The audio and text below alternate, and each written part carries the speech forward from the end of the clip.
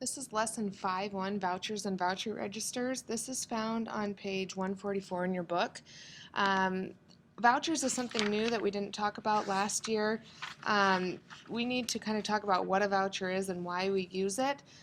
Um, Accounting systems, they should include procedures for recording and reporting accurate, up-to-date financial information. That's what we did last year. They should also assist management in controlling a company's daily operations. So one of those daily operations that a company has and deals with a lot is cash. And cash is something that's often misused in a company because it's so easily transferred.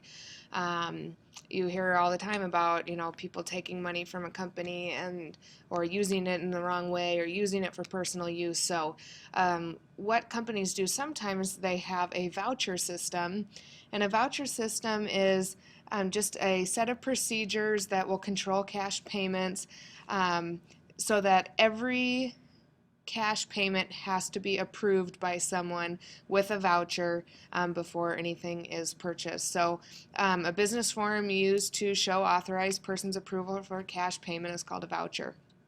Um, Now, when a company uses vouchers and has a voucher system, they don't have an accounts payable system.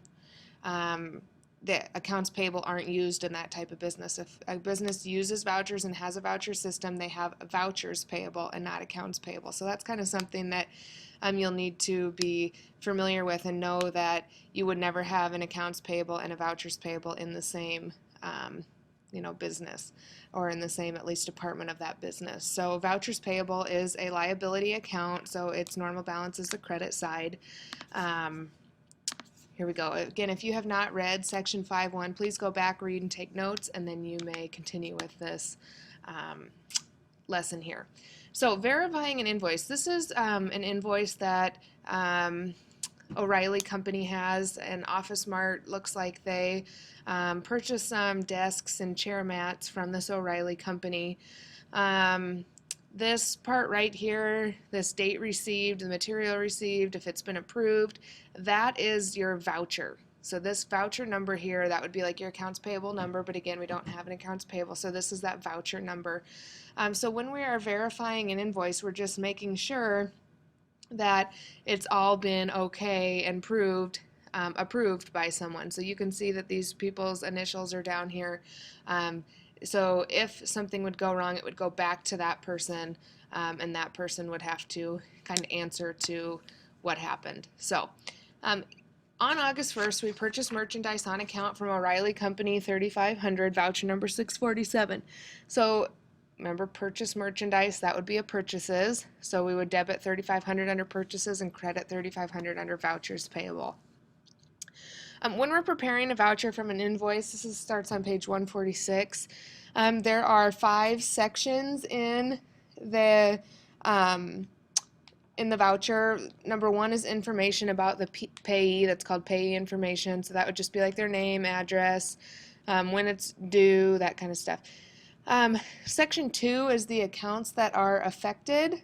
So you can see here, this is like our purchases, supplies, expenses, rent expense, whatever accounts are affected. Section 3 is your voucher approval, and that would be who is approving this voucher. So Laura Post in this example has approved this voucher. Section 4 is information about where the voucher is recorded.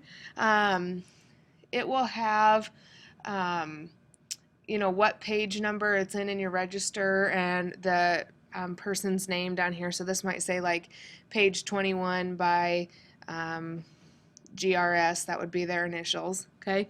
And then section 5 is information about the payment of the voucher. And down there we just have like the date, the check number, the amount, who it's approved by again.